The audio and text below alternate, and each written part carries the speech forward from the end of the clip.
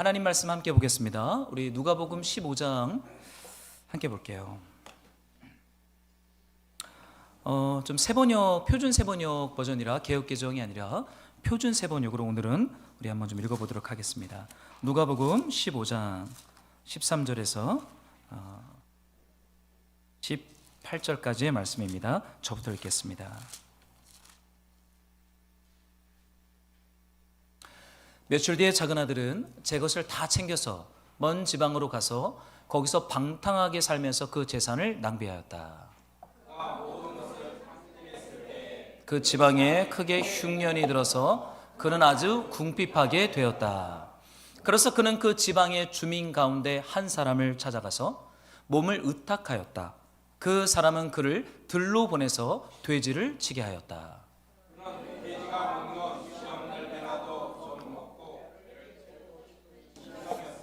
그에게 먹을 것을 주는 사람이 없었다. 그제서야 그는 제정신이 들어서 이렇게 말하였다. 내 아버지의 그 많은 품꾼들에게는 먹을 것이 남아도는데 나는 여기서 굶어 죽는구나. 내가 일어나 아버지에게 돌아가서 이렇게 말씀드려야 하겠다. 아버지, 내가 하늘과 아버지 앞에 죄를 지었습니다. 아멘. 우리 한번 말씀을 나누기 전에 앞뒤 좌우분들과 함께 우리 평화 인사 함께 합시다. 우리 주님께서 당신과 함께 계십니다. 서로 축복할까요?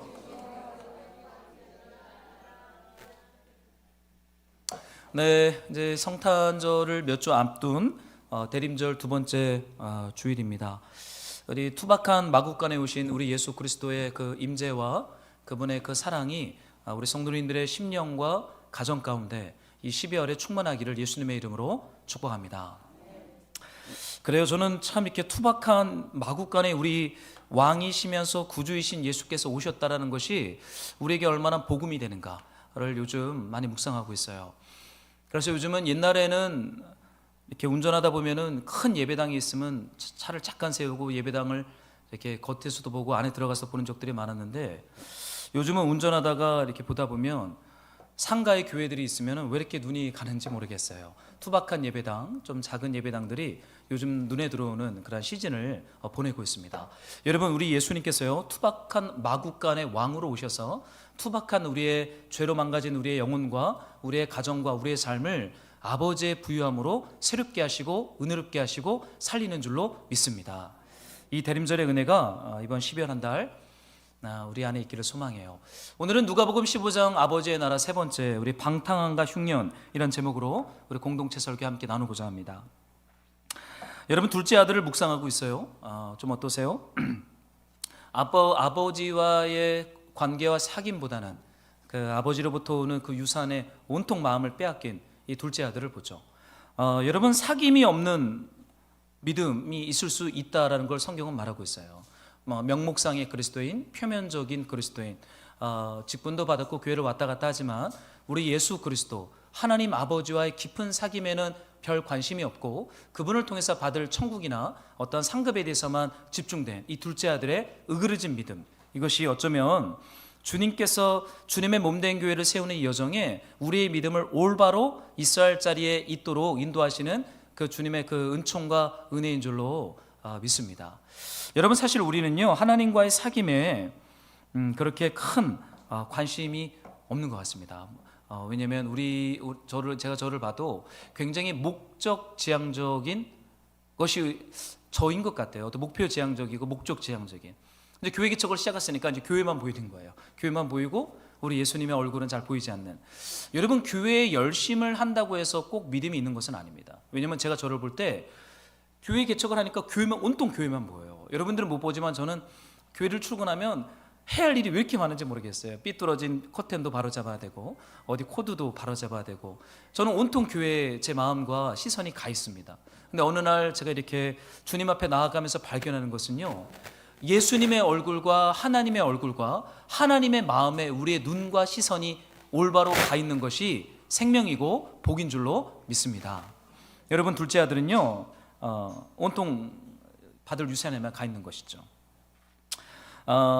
그런데 제가 이번에 묵상하는 말씀 중에 참 은혜에 대한 말씀을 제가 한번 묵상한 적이 있어요. 여러분, 이 말씀을 한번 좀 읽어주시면 좋겠습니다. 함께 시작. 주의 뜰에 살게 하신 사람은 복이 있나이다. 우리가 주의 집 곧 주의 성전의 아름다움으로 만족하리이다. 이 시인이요, 제가 금요철회를 준비하면서 이 말씀을 좀 종일 이렇게 묵상을 하는데 이 시인이 받은 행복의 기준과 복의 실체를 이렇게 말하고 있어요. 주의 집 곧 주의 성전의 아름다움으로 내가 만족합니다. 주님이 나를 택하시고 나를 그 성전의 지성소 가운데로 나를 가까이 오게 하셨대요. 그래서 주님의 그 성전의 아름다움으로 내가 충분합니다 라고 말하는 거예요. 물론 그 뒤에 가면 이 시인이 받은 복들이 많이 나오거든요. 밭이 아주 윤택하게 돼서 열매를 많이 거두고 주님 기름방울이 뚝뚝 떨어지는 초장에 양들이 가득 찬 받은 복들이 나와요. 그런데 이 시인은요, 주님의 성전의 아름다움으로 만족합니다라는 고백을 먼저 하고 있다는 거예요. 여러분, 주님으로부터 받을 상급과 유산보다 예수님의 아름다움으로 내가 만족합니다 라는 이 믿음의 고백, 어쩌면 여러분 예수님의 얼굴을, 우리 시간에 많은 시간을 예수님을 묵상하고 예수님의 얼굴을 보고 예수님의 말씀을 묵상하는 이 복, 이 행복, 이 유산, 이것을 저는 여러분들이 받아 누리시기를 이 대림절 기간에 정말로 축복합니다. 여러분 아버지가 유산을 안 주고 싶었겠어요? 저는 아무리 묵상을 해봐도요, 급했다. 이 둘째 아들이 너무나 급했다. 여러분 아버지는 진짜 주고 싶은 유산이 있었던 거예요. 여러분 그 유산이 무엇이었습니까? 땅, 가축, 가만히 있으면 다 자기 것이 돼요. 근데 이 아버지가 왜 유산을 안 줍니까? 왜 유산 얘기를 안 꺼내요?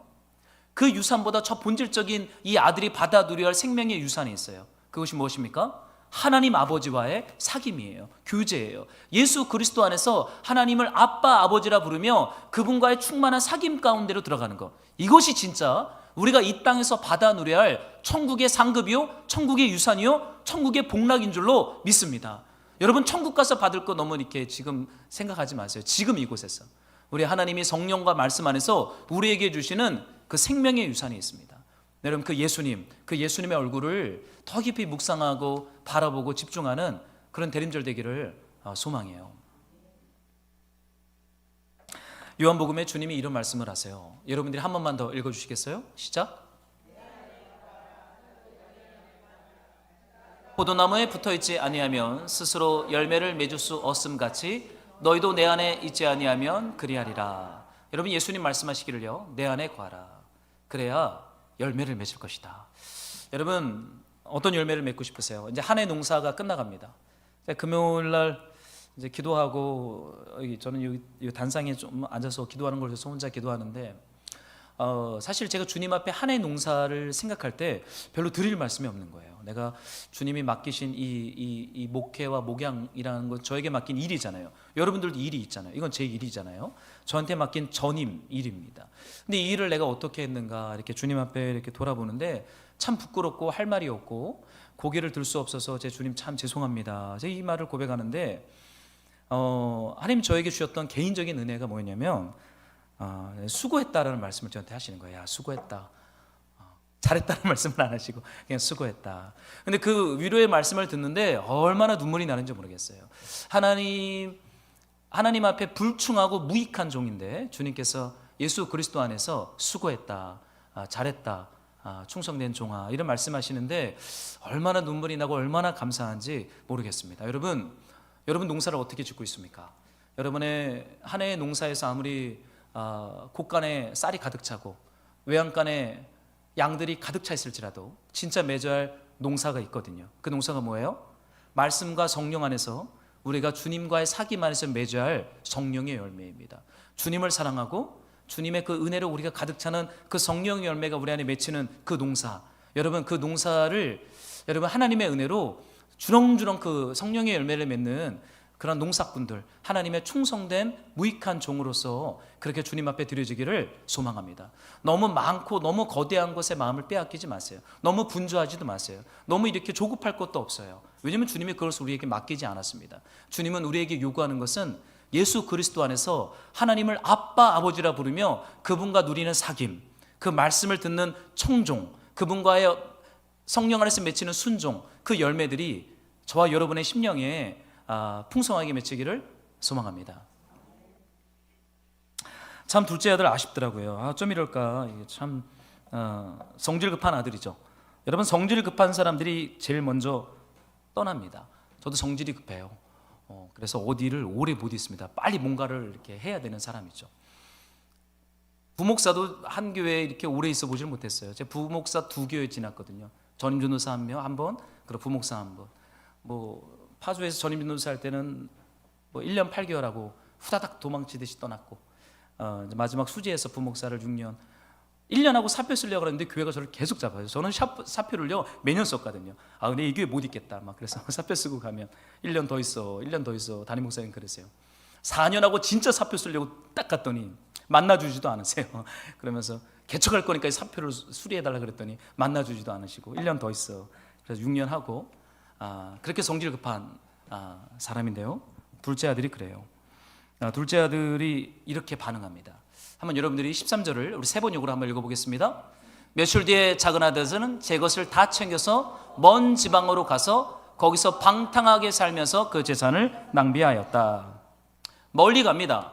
아버지와의 사귐이 없는 인생은요 항상 멀리 갑니다. 아버지 집에 살아도요 내 자식이 아는 아들이 있을 수 있어요.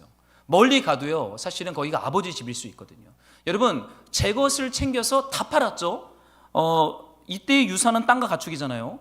금방 못 팝니다. 그러니까 오랜 시간 준비한 거예요. 이 땅과 가축을 사줄 사람을 오랜 시간 주도 면밀하게 둘째 아들이 준비했다는 거예요. 반역을 도모하기를 오랜 시간 준비했어요. 즉흥적인 죄가 아니었습니다. 오랜 시간 죄짓기로 결정하고 죄를 준비하는 게 우리 인간입니다. 그런데 그걸 다 팔아서 이제 먼 지방으로 갑니다. 멀리 갔죠. 그런데 여러분, 이것이 단순히 이스라엘에 있는 그 마을, 아버지가 있는 마을에서부터 먼 이방 땅의 그 지리적 거리를 나타낸 걸까요? 여러분, 성경에서 말하는 땅끝은 아프리카가 아닙니다. 성경에서 말하는 멀리 갔다는 건 지리적인 거리를 말하는 것이 아니죠. 하나님의 마음으로부터 멀리 떨어진 거예요. 여러분, 어쩌면 집안에 있는 큰아들은 아버지 집에 살지만 그는 멀리, 아버지의 마음은 멀리 떨어진 존재죠.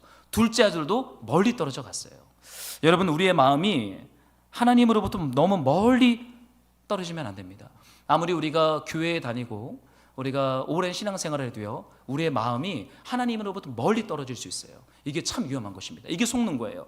교회를 열심히 다니고 신앙생활을 오래 해도 우리 마음이 하나님으로부터 멀어질 수 있는 그 상태, 그것을 인식하지 못하게 만드는 것이 사탄의 전략이에요. 그냥 열심히 하면 돼, 출석만 잘하면 돼, 이게 아니에요. 하나님의 마음을 향하여 우리의 마음이 발돋움해야 됩니다. 이것이 우리가 누려야 할 구원의 상급이기 때문이죠. 여러분, 이 아들은 너무 멀리 떨어져 갔어요. 너무 멀리 가버렸습니다. 여러분의 마음은 좀 어떠세요? 하나님의 마음에 가까이 이렇게 좀 접붙임 가까이 계세요? 하나님의 목소리가 잘 들리세요? 하나님의 사랑과 은혜와 그분의 그 말씀의 은혜 아래서 이렇게 순종하는 가까이 있는 삶을 사십니까? 어떻습니까? 한 해 농사 끝나고 12월 이렇게 주님 앞에 한 해를 돌아보고 내년을 준비하면서 하나님 제 개인적인 저에게 주시는 은혜는 그 예수님의 아름다움에 대해서 좀 묵상하게 하시는 것 같아요. 옛날에는 사역을 위해서 많이 기도했거든요. 사역을 위해서 기도하고 찾는 이들의 영혼 구원을 위해서 많이 기도했는데 이게 굉장히 사역적인 기도죠. 일적인 기도 아닙니까? 근데 요즘은 예수님의 그 아름다움과 예수님에 대한 묵상과 그 기도가 좀 나오기 시작하더라고요. 물론 사역적으로도 주께서 지경을 확장해 주셔야겠지만 여러분, 예수님으로부터 우리의 마음이 멀어지는데 일이 잘 되잖아요. 그거 진짜 불행한 겁니다. 예수님으로부터 우리 마음이 멀어지면 일도 좀 안 돼야 돼요. 그래 예수님께 돌아올 수 있거든요. 근데 이 친구는, 둘째 아들은 아버지로부터 마음이 멀어졌는데 너무 잘 되는 거예요.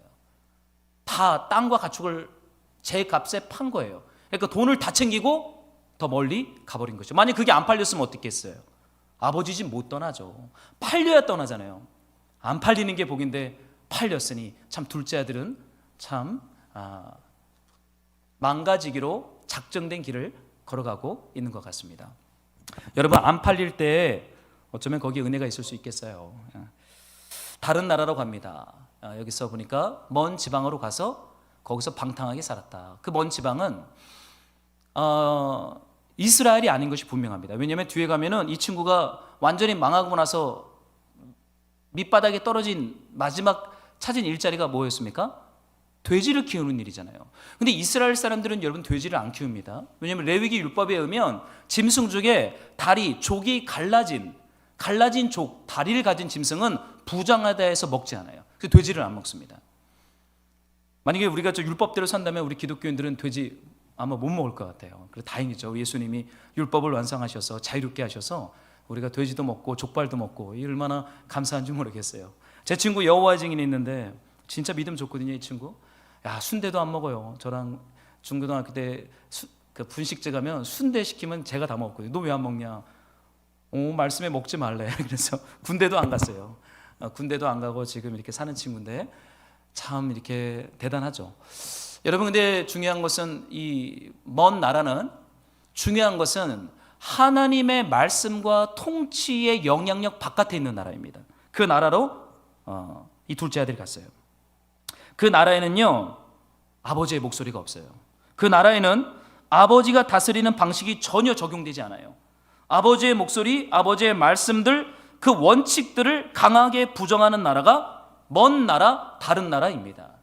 여러분, 이 세상은요, 하나님 아버지의 목소리 듣는 거 별로 좋아하지 않습니다. 그 말씀의 통치를 받는 거 거부합니다. 불편해해요. 아버지의 말씀과 아버지의 임재와 아버지의 통치를 불편해하는 나라가 먼 지방, 돼지 키우는 그 나라들입니다.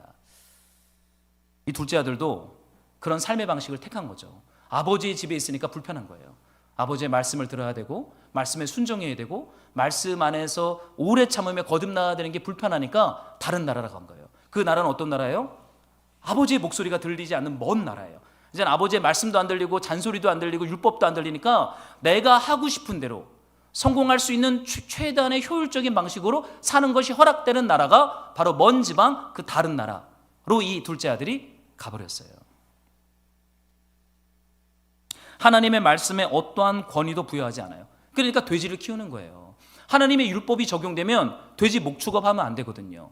여러분 기억납니까? 누가복음 5장에 거라사 땅, 데카폴리스, 이방인의 땅이잖아요. 거기에서 수천 마리의 돼지를 바닷가 근처에서 목축업하잖아요.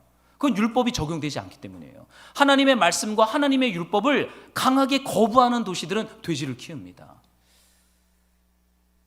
즉 하나님의 뜻과 말씀이 아닌 내 뜻대로 무엇이든지 할 수 있다는 생각으로 가득 찬 삶의 방식을 가진 나라가 먼 나라, 다른 나라예요. 여러분, 아무리 예수님을 믿어도요, 하나님의 말씀의 통치를 받는 것을 불편해하고 싫어하면 그건 믿음이 아닌 것입니다. 믿음은요, 아버지의 말씀을 좋아하는 거예요. 아버지의 말씀을 청종하는 거예요. 여러분, 믿음을 내 마음의 자기 확신으로 생각한다면 전혀 성경적인 믿음이 아닙니다.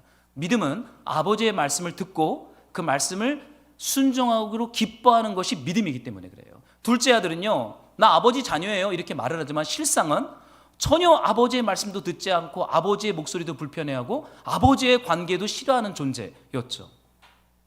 그게 누구예요? 우리입니다. 아담의 족보를 받고 이 땅에 태어난 원죄적 존재인 우리가 바로 이 둘째 아들과 같은 존재라는 거예요. 우리는 다른 나라를 편애해요. 저도 바깥에서 누가 저한테 목사님 그러면 안 쳐다봅니다. 왜 이렇게 불편해요? 목사님이라는 단어를 말하는 순간 뭔가 절제하는 삶을 살아야 되잖아요. 참아야 되잖아요. 그래서 우리 목회자들끼리는 바깥에서 만나면 절대 목사님 안 부릅니다.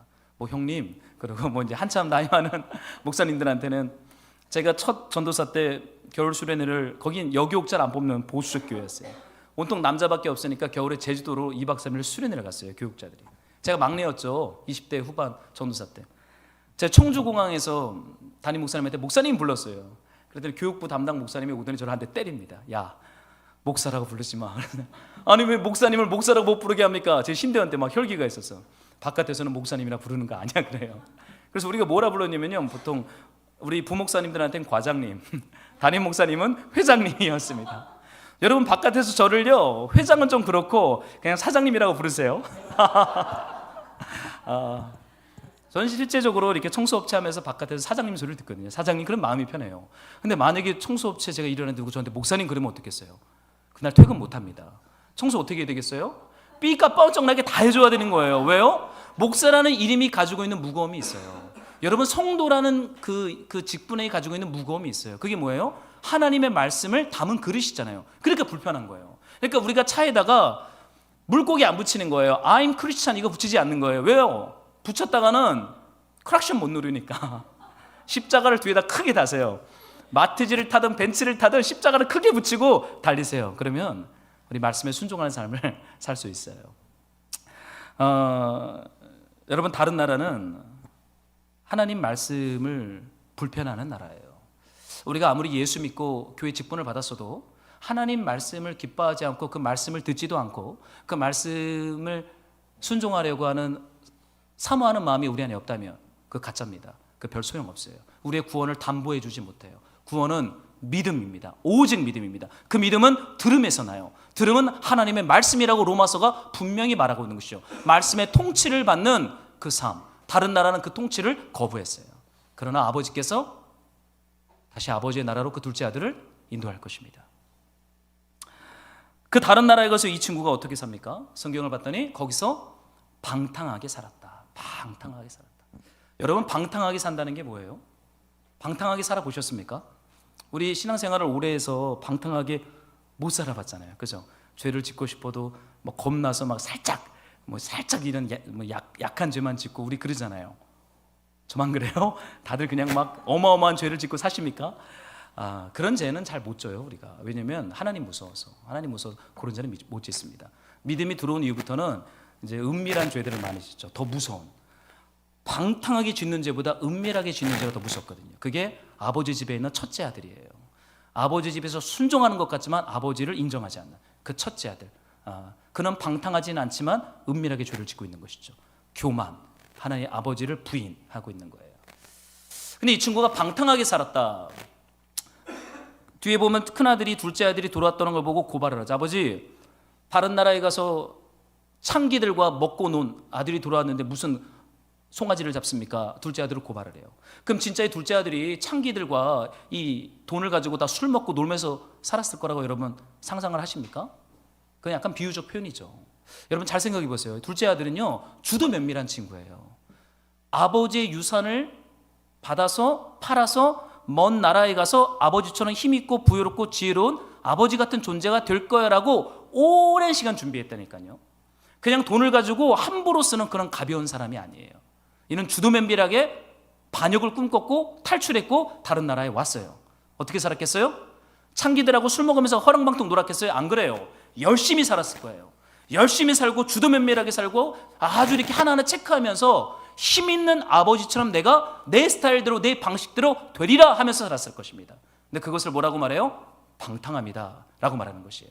그냥 술 먹고 그냥 창기들하고 놀고 이런 모습이 아니었던 것이죠. 다른 나라에 가서 사는 생활 방식이 방탕함입니다. 방탕함. 하나님의 말씀의 통치를 거부하는 삶이 방탕함이에요. 그렇다면 큰아들도 방탕하게 지금 집안에 있는 거예요. 둘째 아들만 방탕한 자겠어요? 집안에서 순종하는 큰아들도 방탕한 자예요. 왜요? 하나님의 말씀의 통치를 받는 방식이 불편하면 그 모든 삶은 방탕함입니다. 여러분, 이 방탕함이라는 단어는 아소토스라는 단어입니다. 두 가지 뜻이 있어요. 방탕이란 뜻과 길들여지는 것을 거부함이란 뜻도 있어요. 길들여지는 것을 거부함이 방탕함이라는 뜻이에요. 아버지의 말씀과 아버지의 뜻 안에서 거하며 오랜 시간 길들여지는 것을 거부한 인생이 둘째 아들입니다.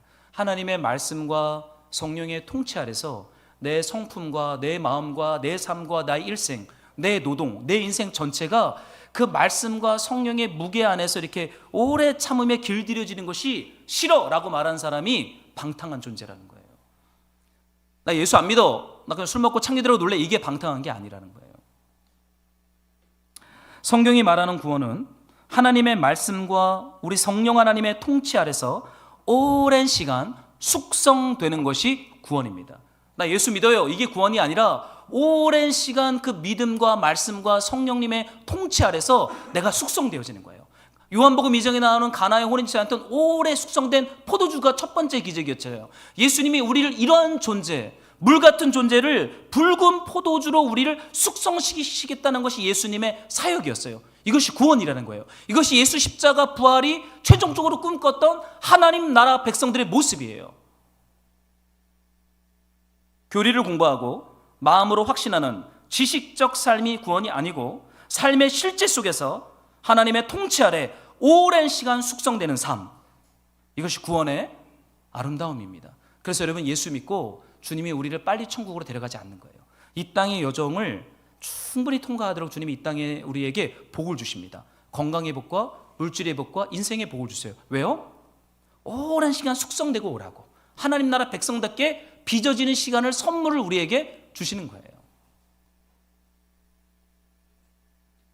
근데 이게 사실은 불편한 거죠. 둘째 아들이 이게 싫은 거예요. 아유, 아버지 언제까지 기다려요? 그냥 빨리 유산 주세요. 이러는 거죠. 아유, 아버지 언제까지 여기 내가 이 집에서 아들 노릇합니까? 빨리 아버지와 같은 그 영광과 유산을 주세요. 못 기다려요.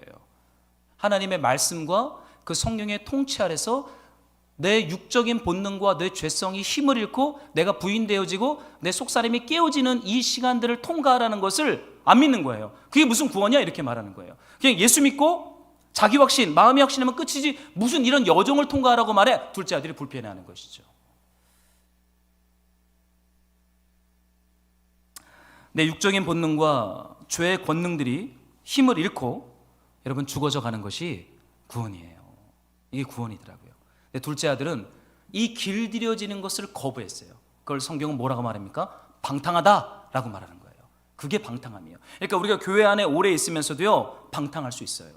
하나님의 말씀과 성령의 통치를 받는 것을 거부한다면 그건 집 밖에 있는 방탕한 존재가 되어버리는 것이죠. 여러분, 대장간에서 농기구를 만들 때 어떻게 만듭니까? 쇠를요, 풀무에 집어넣죠. 장인이. 그리고 풀무불에서 그걸 오랜 시간 넣었다가 찬물에 넣었다가 두드렸다가 불에 넣었다가 찬물에 넣었다가 두드렸다, 이거를 계속 반복합니다. 그래서 무엇이 만들어집니까? 날카로운 삽과 농기구와 칼이 만들어지는 거예요. 여러분, 이것이 길들여짐입니다. 이것이 구원이에요. 그래서 하나님은 우리가 예수 믿고 우리를 교회로 인도하는 거예요. 여러분, 교회를 뭐라고 정의하세요? 저는 교회를 대장간이라고 저는 생각합니다. 대장간은 시끄러워요. 여러분, 교회가 조용합니까? 시끄러워요. 우리 교회는 좀 작으니까 그냥 조용해요. 여러분, 조금만 더 교회 커져보세요. 얼마나 말이 많고 시끄럽습니까? 근데 그 시끄러움 가운데 어떻게 해요? 두들기고 불에 넣고 찬물에 넣으면서 주님이 그 야곱 같은 그들을 으그러뜨리고 깨트리면서 이스라엘 만드는 거예요. 이것을 구원이라고 말하는 것입니다. 근데 나는 이게 무슨 교회야? 그러면서 뭐 이게 다 예수님 같은 사람들 모이는 줄 알았더니 다 죄인들만 있네. 그건 교회를 잘 모르는 거예요. 원래 교회는 그런 두들겨 맞으면서 쇳소리가 나는 날카로운 사람들이 모이는 곳이 대장간 교회이기 때문이에요. 교회는 대장간 같아야 돼요. 말씀으로 두들겨 맞고 관계로 두들겨 맞고 내 속사람이 드러나서 내 자존심이 허물어지고 그러면서 내가 죄인이구나, 내가 예수의 십자가 부활 없이는 안 되는구나 항복하면서 주님 앞에 이제는 말씀과 성령 안에 내가 길들여지기로 작정하며 순종하며 걸어가는 곳, 그런 공동체가 바로 교회, 그리스도의 몸, 대장간 공동체인 줄로 믿습니다. 여러분, 그런 시간을 다 통과하셨잖아요. 지금도 통과하고 있고요. 뭐 목사라고 그런 시간이 없을 것 같아요? 얼마나 많은데요. 전도사 때, 부목사 때 치열한 시간들을 통과합니다. 부목사들끼리 관계 안에 얼마나 많은 갈등과 긴장이 있는데요. 다 서로 잘났다 그래요. 저도 제가 잘난 줄 알았어요. 뒤돌아보니 제가 죄인이더라고요. 그러면서 우리의 연약함들이 폭로를 당하는 그 시간들을 통과해야 사실은 무익한 종으로서 주님의 심부름꾼으로 세워지는 거 아니겠습니까? 그런데 이 둘째 아들은 이 길들이짐을 거부하고 있습니다. 싫다는 거예요. 그냥 믿는 것으로 구원받고 싶어요. 그런 거 없습니다, 여러분. 믿음은 들음이요, 들음은 하나님의 말씀인데 하나님의 말씀은 좌우의 날선 칼과 같아서 우리의 속사람을 쪼개고 우리를 다루시는 그 주님의 그 거듭남의 역사가 있는 거예요. 여러분들이 이 말씀을 좀 읽어주시면 좋겠습니다. 요한복음인데요, 같이 읽을게요. 시작. 사람이 거듭나지 아니하면 하나님의 나라를 볼 수 없느니라. 하나님의 나라를 유산으로, 상급으로 받기로 창세전에 작정된 하나님의 성도에게 주시는 하나님의 유산, 은혜, 축복, 상급이 뭐겠습니까? 그건 거듭남입니다. 거듭나게 하시는 거예요.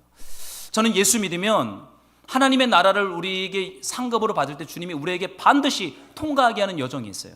그 여정이 무엇입니까? 거듭남의 여정입니다. 거듭남은 단회적 사건이면서 동시에 지금도 일어나고 있는 사건이고 그날에 우리 예수 앞에 설 때 완성되는 하나님의 구원 사건이에요. 여러분, 거듭남을 불편해하지 마세요. 거듭나야 너가 하나님의 나라를 보겠다라고 니고데모에게 말했어요. 하나님의 백성들에게 말했어요. 여러분, 하나님 자녀가 아니고 하나님 백성이 아니잖아요. 거듭남의 여정 없어요. 그냥 두십니다. 그가 죄를 짓든지 말든지 돈을 벌어 성공을 하든지 말든지 관심 없어요. 그냥 두는 거예요. 그러나 하나님이 구원하기로 작정한 자녀라면 주님이 그 방탕함에서부터 거듭남의 자리로 주님이 인도하시고야 만다라는 것이죠.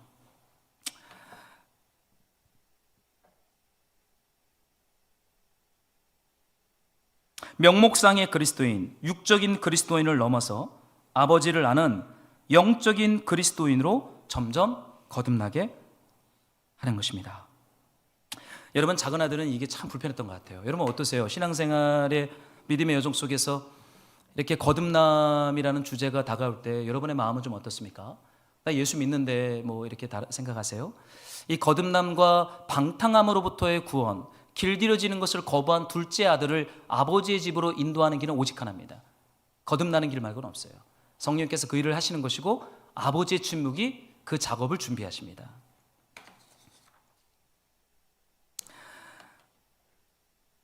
요한복음 15장 13절에 방탕이라는 삶의 방식, 즉 하나님의 말씀과 성령의 통치를 받는 것을 거부한 그 나라에서 이 친구가, 둘째 아들이 어떠한 결론, 인생의 말로 쓰게 됩니까?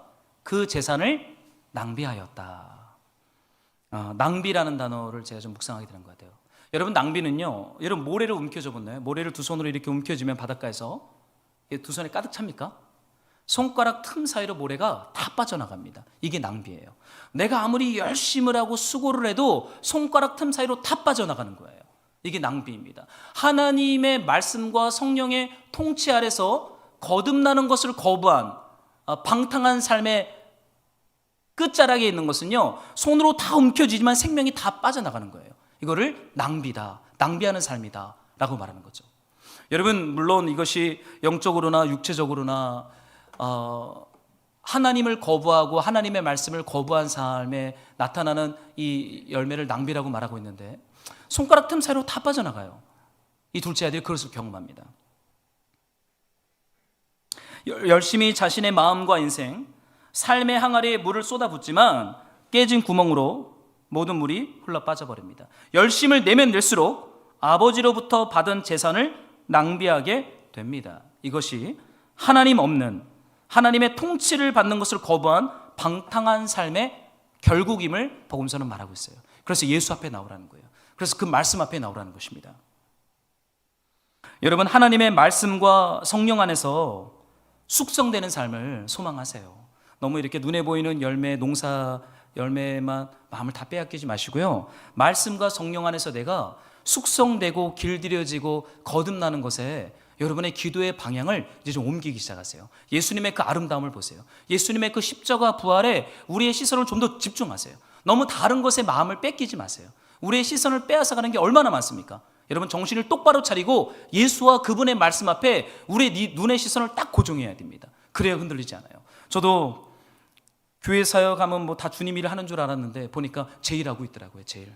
세상에서 이루지 못한 그 성공을 교회에서 하고 싶은 욕망이 제 안에 꿈틀거리고 있더라고요. 여러분 다 성공하고 싶잖아요. 세상에서 성공하고 싶은 길은 이제 저는 차단되었으니까 어디서 성공해야겠어요? 교회에서 성공해야 되는 거예요. 그러니까 예수는 안 보이고 말씀이 안 보이는 것이죠. 여러분, 그 예수님 앞에 우리의 시간을 투자하십시오. 시편에 이런 말씀이 있습니다. 한번 여러분들이 좀 읽어 주시겠습니까? 시작. 그 잎사귀가 마르지 아니함 같으니 그가 하는 모든 일이 다 형통하리로다. 참 좋아하는 말씀이에요. 시냇가에 심은 나무가 계절을 따라 열매를 맺고 그 하는 모든 일이 다 형통하다. 등록신방 때마다 이 말씀 저는 하거든요. 그래서 이러한 가정, 이런 삶이 좀 되면 좋겠다라고 부목사 때부터 저는 이 말씀 가지고 등록신방 무조건 했어요. 그런데 여러분, 시냇가가 무엇입니까? 이 맺은 열매가 무엇이겠어요? 여러분, 시냇가는 하나님의 강이죠. 하나님의 강, 하나님의 생명의 물줄기죠. 여러분, 말씀과 성령, 예수 그리스도의 그 깊은 시냇가에 뿌리를 내린 나무는요, 끊임없이 열매를 맺습니다. 끊임없이 열매예요. 낭비하는 삶이 아니에요. 수고하고 열심히 하려는데 손가락 틈 사이로 다 빠져가는 그런 삶이 아니라 시절을 따라 열매를 맺어요. 우리의 속사람 안에, 우리의 성품 안에, 우리의 삶에 성령의 열매가 맺힌다는 거예요. 여러분, 이러한 삶으로 주님이 우리를 인도하는 거죠. 여러분, 왜 말씀과 성령의 대장간에서 망치로 두들기는 이러한 시간들을 보내며 우리가 거듭나야 합니까? 이런 열매를 맺기 위함이에요. 우리를 주님이 피곤하게 하거나 괴롭게 하는 게 아니에요. 이게 진짜 생명의 복이기 때문에 주님이 우리를 그런 거듭남의 자리, 그 길들여짐의 자리, 그 연단의 자리, 그 구원의 자리 가운데로 저와 여러를 부르는 것이죠. 이것이 저는 인생의 목표라고 믿어요. 인생의 최종적 목표는 거듭나는 것이다. 그리고 시절을 쫓아 성령의 열매를 맺는 삶, 이것이 우리의 목표다. 내가 나이 들어 주님 앞에 갈 때 이 열매를 보고 싶은 거예요. 이 열매를 주님 앞에 드리고 싶은 거예요. 이 열매를 같이 먹고 마시는 그 예수님 사랑하는 믿음의 열매들. 여러분, 시냇가에 심겨진 나무가 복이 있습니다. 시편 65편에 가면 그 시냇가에 심겨진 시인이 행복하다라는 고백을 막 해요. 제가 아까 읽었던 시편 65편 4절에 행복하다. 그 주의 성전의 아름다움이 얼마나 아름다운고 그 고백을 하는 거예요. 여러분, 세상 하나님의 말씀과 성령의 통치를 받는 것을 거부하고 세상 다른 나라의 방식으로 힘 있는 아버지가 되면 행복할 것 같죠? 말하잖아요, 주님께서요. 손가락 틈 사이로 모래가 다 빠져나갈 뿐이다. 그런데 성령과 말씀에 뿌리를 내린 그 나무는, 그 시인들은 행복하다. 주의 성전의 아름다움이 얼마나 멋진고 라는 노래가 터져 나온다는 거예요. 여러분, 저는 이 복과 유산을 여러분들이 충만하게 누리기를 예수님의 이름으로요 축복합니다. 재산을 다 낭비했어요. 그럼 이제 돌아가면 되잖아요. 여러분 같으면 아버지로부터 받은 유산을 다 탕진하면 어떤 거를 생각하겠습니까? 부모님한테 가서 좀 더 달라고 말하겠습니까? 근데 부모님이 줄 돈이 없어요. 그럼 어떻게 해요? 저는 도박장을 안 가봤어요. 도박장에 가면 그렇게 큰 돈들이 오고 간다면서요. 빠친코 이런 건데 저는 아직 못 가봤는데, 탕진한 사람들이 그냥 거기에 계속 있는 사람들이 있다는 얘기를 들었어요. 보니까 거길 떠나지 못하고 돈을 다 잃었는데도 그 도박 중독에 걸려서 그 근처에서 숙박하면서 아르바이트하면서 돈 벌면 또 하는, 여러분, 그것이 극단적인 샘플일 수 있겠지만 그 낭비하는 삶이죠. 그런데 이 친구가 안 갑니다. 둘째 아들이 아버지 집으로 안 가요. 참 독특한 거예요. 다 낭비했으면 집에 갈 만한데 안 가요. 그러니까 14절에 이런 일이 그 인생에 찾아옵니다. 한번 여러분들이 한 번만 읽어주세요. 시작.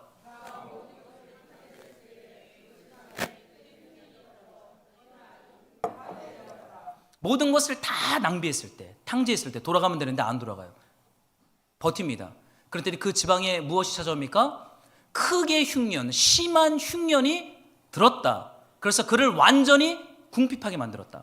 안 그래도 망하고 가난했는데 탕진했는데 탕진보다 더 심각한 단어가 궁핍이라는 단어입니다. 큰 흉년이 그 다른 나라를 치니까 어떻게 돼요? 그가 완전히 궁핍하게 되었다라고 말하고 있는 것이죠.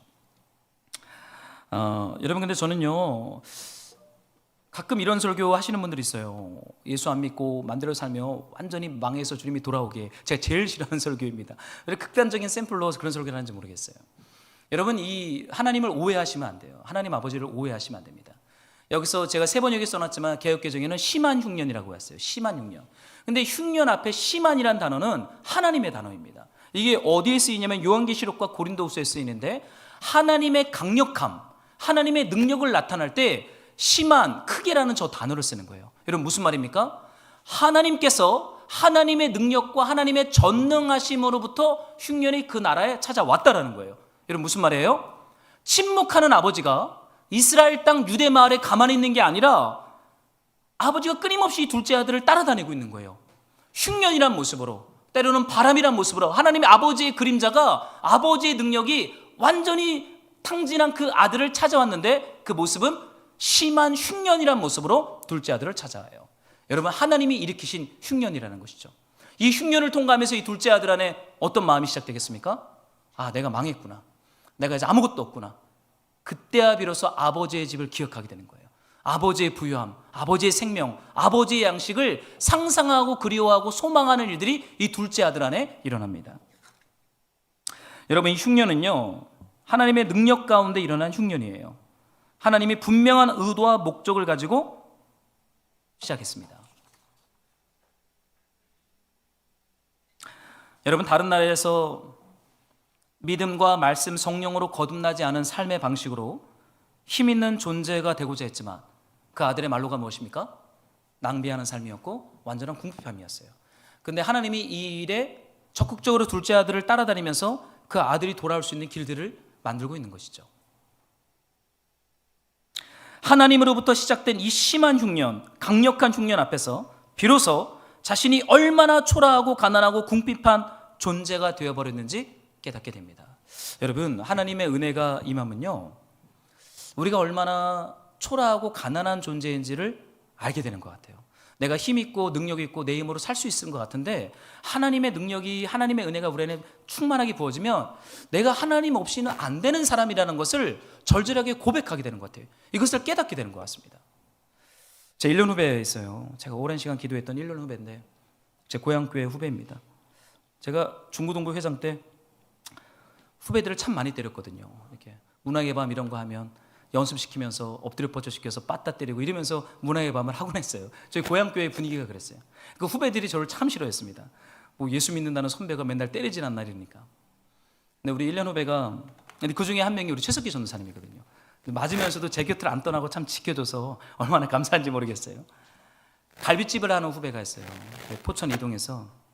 이 친구는 갈비집을 하면서 참 성공하는 친구입니다. 성공을 했고 돈도 많이 벌었고 뭐 잘 살아요. 근데 교회를 다니지 않는 거예요. 교회도 안 다니고 그냥 사업하면서 뭐 1년마다 차를 바꾸더라고요. 그래서 너는 차를 왜 이렇게 자주 바꿔? 그랬더니 뭐 이래야 된대요. 뭐 사업하는 그래. 그래서 나는 한 대 바꿔줘. 제가 그랬더니 아무 말 안 하더라고요. 근데 이 후배가 교회를 20대가 되면서 안 다녔어요. 사업이 성공하고 너무 잘 사니까 다녀야 할 이유를 전혀 없었던 친구죠. 근데 이 친구가 작년에 저한테 전화가 오면서 양주에서 시작했던 두 번째 사업장이 코로나를 통과하면서 완전 망했거든요. 그리고 이제 그걸 매장을 정리하면서 이 친구한테 극심한 우울증이 찾아온 거예요. 극심한 우울증. 그래서 맨날 하나님 없는 것 같다 그러고 뭐 이렇게 전화라도 안 하면 내가 죽을 것 같다 그러고 이러면서 저한테 항상 자주 전화 왔던 후배입니다. 그래서 이런저런 얘기를 하고 이 친구랑 몇 개월을 싸웠거든요. 그래서 제가 했던 권면은 하나였어요. 교회를 다녀. 우선 다시 예배를 드려야 된다. 집 앞에 있는 시골 교회 가서 예배를 드려. 그래서 결혼은 안 했지만 함께 사는 여자친구가 있었거든요. 그 여자친구랑 교회를 다니기 시작했대요. 형 예배는 나가기 시작해서 그래. 그럼 계속 예배를 나가. 그리고 여자친구랑 계속 산책하고 혼자 있지 말고, 왜냐면 극단의 선택을 할까봐 제가 그 여자친구한테 가서 만나서 부탁을 했어요. 꼭 이 남자친구를 혼자 두면 안 된다. 꼭 같이. 근데 몇 개월 전에 연락이 왔습니다. 뇌파 치료까지 받고 이런저런 치료도 받고 예배도 빠지지 않고 드리면서 이 친구가 한 3분의 2 정도가 회복이 되었다는 거예요. 이제 호르몬도 정상화가 되었고 극단적인 감정도 안 생기고 많이 회복이 되었대요. 그러면서 이 친구가 그런 얘기해요.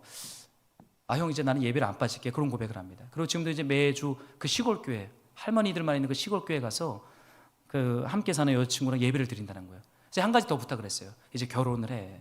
이제 좀 회복됐으니까 결혼하고 가정을 꾸려. 제가 얘기를 했어요. 이 친구가 왜 가정을 못 하냐면 아버지가 자기 앞에서 목매달아 자살을 했거든요. 그때 그 갈비집을 아버지랑 싸워서 그 아버지 그 유산을 받은 과정에 아버지가 마음이 상해서 이 친구가 갈비집 간에 목을 매달고 죽은 거예요. 그걸 아버지를 봤으니 이 친구가 미쳐버리는 거죠. 그러나 독한 친구라 결국 사업적으로는 성공을 했어요. 그 사업장을 일으켰어요. 그러니까 가정 꾸릴 생각을 안 해요. 근데 제가 한마디를 더 했어요. 이제 이 친구랑 결혼하고 가정을 꾸려. 이제 그러겠다는 얘기를 하더라고요. 저는요, 때로는 우리 눈으로 볼 때는 흉년인 것 같은데요. 때로는요, 하나님의 관점에서는요, 우리를 아버지의 집으로 부르시는 풍년이 될 때가 있습니다. 참 독특한 거예요.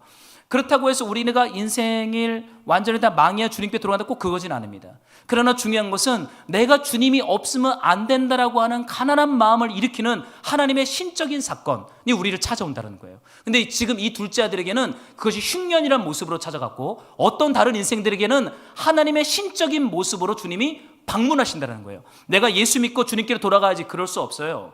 하나님이 작정하시고 하나님의 사건을 일으켜야 예수 앞에 돌아오는 것이고 다시 한번 말씀과 성령의 통치를 받는 거듭남, 길들여짐의 구원의 자리 가운데로 나아가게 되는 거죠. 여러분, 이 하나님의 은혜가 여러분의 인생을 지독하게 따라다니시면서 여러분을 붙잡으시고 여러분을 하나님 아버지의 집으로 인도하는 줄로 믿습니다. 여러분, 믿음 좋은 사람 없어요. 경건한 사람 없어요. 거룩한 사람 없어요. 우리 아버지가 믿음이 좋은 거예요. 우리 아버지가 거룩한 거예요. 우리 아버지가 신실한 거예요. 그래서 저런 사건을 일으켜서라도 둘째 아들을 돌아오게 하고야 마시는 그 아버지의 사랑, 아버지의 침묵, 그 아버지의 은혜를 발견합니다. 하나밖에 없는 독생자 아들을 주신 거잖아요. 우리가 받아야 할 흉년을 자기 아들한테 쏟아부은 사건인 거예요. 큰 흉년을 독생자 예수에게 쏟아부으면서 우리로 하여금 돌아올 수 있는 길을 만드셨습니다. 여러분, 이제 이 둘째 아들이 상상하기 시작해요. 돼지 먹는 쥐염 열매도 못 먹어요. 17절에 이런 말씀이 있습니다. 한번 여러분들이 좀 읽어주시겠습니까? 시작.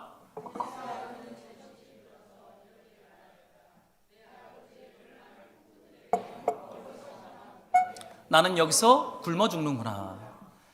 할 수 있는 걸 다 해봤지만 그 끝자락은 낭비였고 궁핍이었고 마지막에는 돼지가 먹는 열매도 못 먹는 굶어 죽는구나.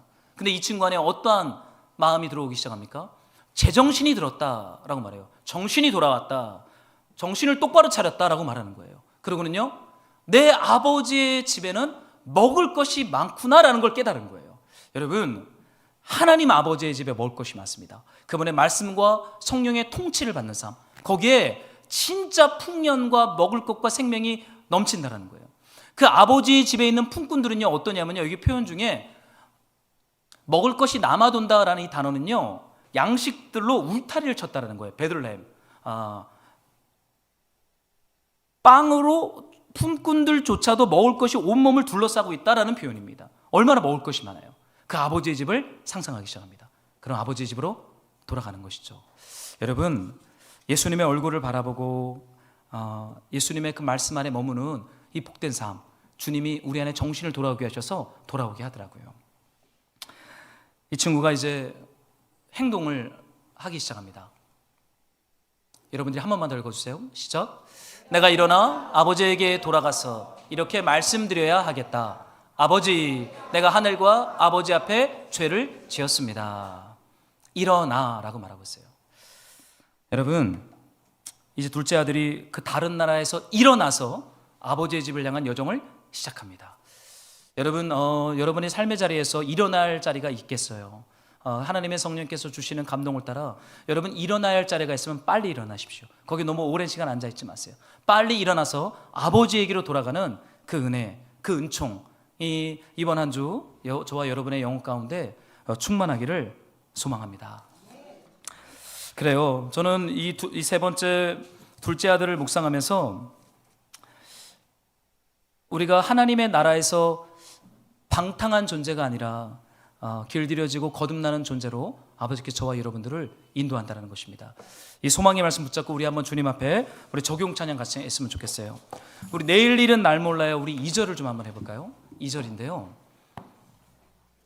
우리 내일 일은 날 몰라요. 그 두 번째 2절을 좀 같이 좀 고백할게요.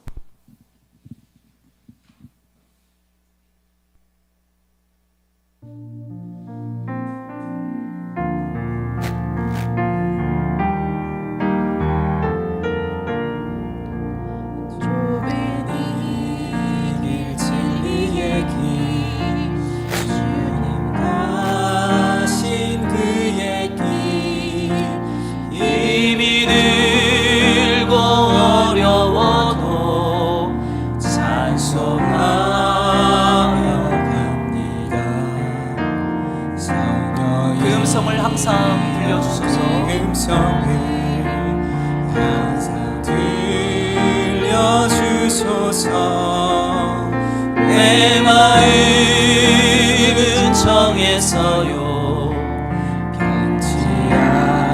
우리 한 번 더 좁은 이 길 진리의 길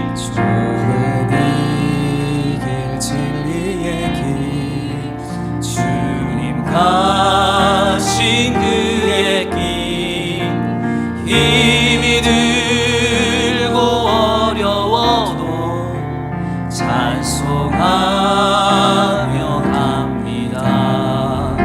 성령이여 그 음성을 항상 들려주소서. 내 마음은 정해서요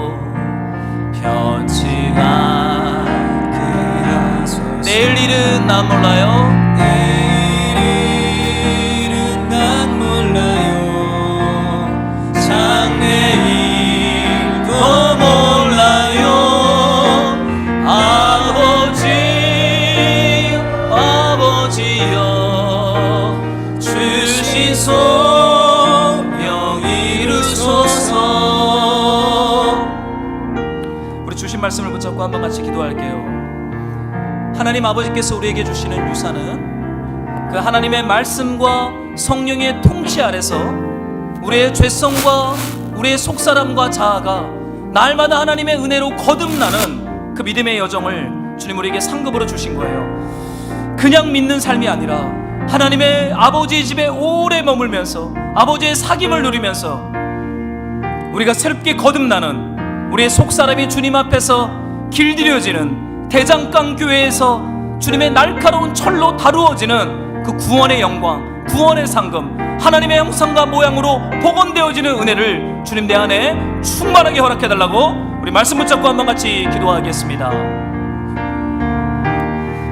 성령 하나님, 우리로 하여금 믿음의 주에 온전케 하시는 예수를 날마다 바라보게 하여 주시옵소서.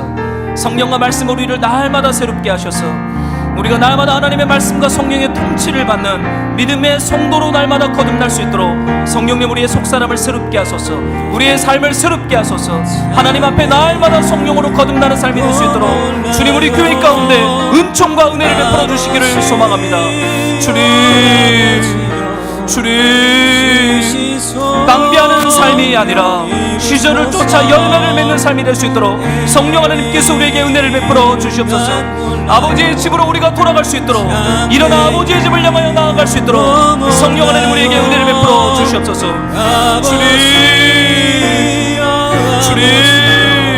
주님 앞에 돌아올 영혼들이 돌아오게 하여 주시고 영혼 구원의 역사가 날마다 일어날 수 있도록 성령께서 은총과 은혜를 베풀어 주시기를 소망합니다. 사랑하는 하나님 아버지, 우리가 날마다 하나님의 말씀과 성령 안에서 길들여지는 것을 불편해하고 싫어하고 분노하는 둘째 아들처럼 다른 나라의 삶의 방식을 살아가는 우리를 주님 긍휼히 여겨 주시옵소서. 아버지의 큰 심한 흉년 사건을 통해서 주님 우리로 하여금 그 아버지의 집으로 돌아가게 하시고 예수님의 얼굴을 바라보며 그 성전의 아름다움을 기뻐하면서 말씀과 성령 안에서 날마다 주의 말씀을 듣고 순종하는 거듭나는 삶이 되게 하여 주시옵소서. 성령님의 그 은혜를 갈망합니다. 그 은총을 우리 안에 날마다 허락하여 주시옵소서. 예수님의 이름으로 기도했습니다.